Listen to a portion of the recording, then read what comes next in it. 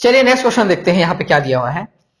दिए गए एक समभुज त्रिभुज एबीसी में, मतलब सभी भुजाएं समान है, डीईएफ क्रमशः ए बी बी सी और एसी के मध्य बिंदु हैं, तो चतुर्भुज बीईएफ डी पूर्णतः क्या है। चतुर्भुज बीईएफ डी या डी बीईएफ जो भी है वो क्या है आपको बताना है। यहां पे जो बन रहा है बीईएफ डी, मैं अभी आप डायग्राम ड्रॉ करूंगा, समझ में आ जाएगा। Given an equilateral a triangle A B C, equilateral triangle A B C दिया हुआ है, मैं equilateral triangle A B C draw कर लिया, ये दिया है गिवन में, ठीक है। और इसमें जो है मिड पॉइंट्स को इसका ज्वाइन कर रहे हैं, ये सारे के सारे मिड पॉइंट्स को मैं से ज्वाइन कर रहे हैं। ये है डी, ये है ई, ऐसे ही दिया हुआ है ना, ये सॉरी ये एफ है, ये ई है, ये ऐसा दिया हुआ है।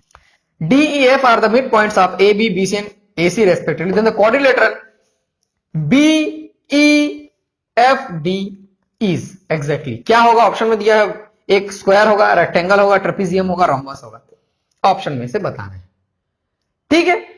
तो सीधा सीधा एक चीज देखो, यहां पे दिख तो ये रोम्बस जैसे रहा है, रोम्बस दिख रहा है, लेकिन हमको दिखने से नहीं जाना है, ठीक है।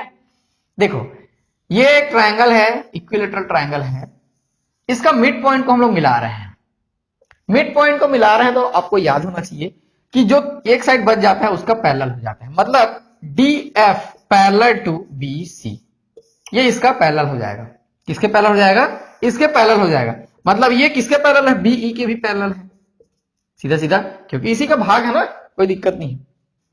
वैसे ही इसमें देखो, ये भी इसका हिस्सा है जो बनने वाला है हमारा क्वाड्रिलेटरल, ठीक है। तो देखो ईएफ पैरेलल टू बीए, क्योंकि वो मिड पॉइंट को फिर से ज्वाइन कर रहा है, और मिड पॉइंट को यदि हम लोग ज्वाइन करेंगे तो पैरेलल होता है, प्रॉपर्टी पढ़ चुके हैं हम लोग। पैरेलल टू किससे हो जाएगा, ये बीडी के पैरेलल हो जाएगा, उसी का हिस्सा है वो। इसका मतलब कोई एक रेक्टेंगल में आमने सामने की जो भुजाएं हैं वो क्या है, पैरेलल हैं, आमने सामने की भुजाएं पैरेलल हैं, साइड्स क्या है, पैरेलल हैं। और देखो ये जितना साइज का है, ये उतना साइज का है, ये उतना साइज, इक्विलेटरल ट्रायंगल है, इसका मतलब ये भी सब क्या हो जाएंगे, बराबर हो जाएंगे, और ये सब बराबर है, ये एक्स है, ये एक्स है, ये एक्स है, ये एक्स है, ये एक्स, ये एक्स, ये एक्स, ये एक्स, और पैरेलल भी है, तो क्या हो जाएगा, वो एक रोम्बस हो जाएगा, समचतुर्भुज हो जाएगा, सीधा सीधा, ठीक है। तो इसको समझना है, बहुत इजी क्वेश्चन है ये। चलिए नेक्स्ट क्वेश्चन क्या दिया हुआ है, यहां पे समझने का प्रयास करेंगे। ऐसा क्वेश्चन हम लोग पहले भी कर चुके हैं। 15 भुजाओं वाले नियमित बहुभुज के प्रत्येक अंतःकोण का माप ज्ञात कीजिए। 15 भुजाओं वाले नियमित बहुभुज के प्रत्येक अंतःकोण का माप ज्ञात कीजिए। Find the measure of each interior angle of a regular polygon of 15 side. क्या दिया हुआ है यहाँ पे, 15 साइड दिया हुआ है, और हम फार्मूला जानते हैं n-2 इंटू 180, ये टोटल निकलेगा, इंटीरियर एंगल का एडिशन, ये टोटल निकलेगा, ठीक है। और जब हम लोग उसको 15 से डिवाइड कर देंगे तो वो क्या निकल जाएगा, ईच का निकल जाएगा, क्योंकि वो इक्वल है, ठीक है। तो कितना साइड है, 15 साइड है, 15-2 इंटू 180 डिवाइडेड बाई 15, ये कितना हो गया, 13 इंटू 180 डिवाइडेड बाई 15, ये 12 टाइम्स कैंसल होता है, ठीक है। ये हो जाएगा 156 डिग्री, ये हमारा आंसर हो जाएगा। तो ये फॉर्मूला तो मैं एक अलग से बता चुका हूं, इतना दूर एक फॉर्मूला होता है, वो एक अलग पार्ट में बता चुका हूं, पॉलीगन वाले पार्ट में आपको ऑलरेडी मिल जाएगा। यदि आपने नहीं देखा तो ज्योमेट्री के सीरीज में इसको देख लीजिए, ऐसा हम लोग बहुत सारा क्वेश्चन उसमें किए हुए हैं, ठीक है। अभी और क्वेश्चन बना के देखते हैं, कुछ क्वेश्चन इस फॉर्मूले से हैं, कुछ और अदर फॉर्मूले से भी रिलेटेड है। चलिए यहाँ पे नेक्स्ट क्वेश्चन दिया हुआ है, उस कोण की माप क्या है जिसका संपूरक कोण इसके पूरक कोण के 3 गुना जितना बड़ा है। The measure of an angle whose supplement is 3 times as large as its complement is. तो मैं आपको पहले ही इसका कॉन्सेप्ट बता चुका हूं, सप्लीमेंट्री एंगल कॉम्प्लीमेंट्री एंगल का, उसी को हम लोग यूज करने वाले हैं, ठीक है। चलिए क्या करते थे, ये एंगल एक्स है सबसे पहले, फिर उसका कॉम्प्लीमेंट और सप्लीमेंट लेते थे। कॉम्प्लीमेंट मतलब यहां पे पूरक कोण, और सप्लीमेंट यहां पे समपूरक कोण, ये याद रखना पड़ेगा, ठीक है। पूरक कोण क्या होता है, 90 माइनस एक्स हो जाएगा, यहां से ये एक्स है तो ये इसका 90 माइनस एक्स, और ये 180 माइनस एक्स होगा।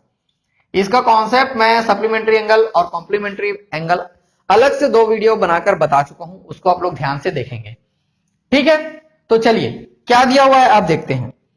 उस कोण की माप क्या है जिसका समपूरक यानी कि ये सप्लीमेंट्री 180 माइनस एक्स इज इक्वल टू क्या दिया हुआ है यहां पे, पूरक कोण के 3 गुना जितना बड़ा है। Supplement is 3 times as large as its complement, मतलब किसका 3 टाइम्स है, कॉम्प्लीमेंट का 90 माइनस एक्स का। हमको निकालना है एक्स, उस कोण की माप क्या है, एक्स हमको निकालना है। तो देखो यहां से कैसे निकालेंगे इसको, ये 180 माइनस एक्स, ये हो जाएगा 270 माइनस 3x, इसको इधर ट्रांसफर करेंगे, x minus x plus 3x, ये 2x इज इक्वल टू ये 90, x इक्वल टू कितना आ जाएगा, ये 45, x इक्वल टू कितना आ गया यहां से 45 डिग्री आ जाएगा। यही हमारा आंसर हो जाएगा। देखो आंसर दिया हुआ है क्या, ऑप्शन डी दिया हुआ है। बहुत इजी क्वेश्चन था ये, ठीक है। नेक्स्ट वाला फिर जो पॉलीगन वाला फॉर्मूला है उसी से आज उसी पे आधारित है, ठीक है। एक और ऐसा वाला है उसको भी देख लेते हैं, चले पॉलीगन वाला बाद में देखेंगे। वह कोण जो अपने पूरक कोण का 1/5 है, 1/5 है, तो क्या होगा वो, the angle which is 1/5 of its complementary angle, ठीक है। एक एंगल है, ठीक है, एक एंगल एक्स है और उसका कॉम्प्लीमेंट्री क्या होगा 90 माइनस एक्स हो जाएगा। 90 माइनस एक्स कॉम्प्लीमेंट्री मतलब पूरक कोण, मैं यहां लिख लेता हूं, ये पूरक कोण 90 माइनस एक्स हो जाएगा, ठीक है। क्या दिया हुआ है लेकिन यहां पे जो एक्स है, एंगल है एक्स, वो अपने पूरक कोण का कॉम्प्लीमेंट का 1/5 है, यानी कि ये ऐसा हम लोग लिखेंगे, x is equal to 1/5 90 minus x. यहां से 5x is equal to 90 minus x हो जाएगा, इधर ट्रांसफर हो गया 6x इज इक्वल टू 90, यहां से x इज इक्वल टू आ गया यहां से 15 degree, x is equal to कितना आ गया 15 डिग्री, यही हमारा आंसर हो जाएगा। तो ये इजी था, ऐसा क्वेश्चन आपसे बन जाएगा, इसमें कोई प्रॉब्लम आपको नहीं होगा। चलिए नेक्स्ट क्वेश्चन देखते हैं। एक समबाहुभुज के प्रत्येक आंतरिक कोण 144 डिग्री है, तो उस समबाहुभुज में कितनी भुजाएं हैं। Each interior angle of a regular polygon is 144 degree, then how many sides in that regular polygon. ऐसा क्वेश्चन हम लोग पहले कर चुके हैं पॉलीगन में।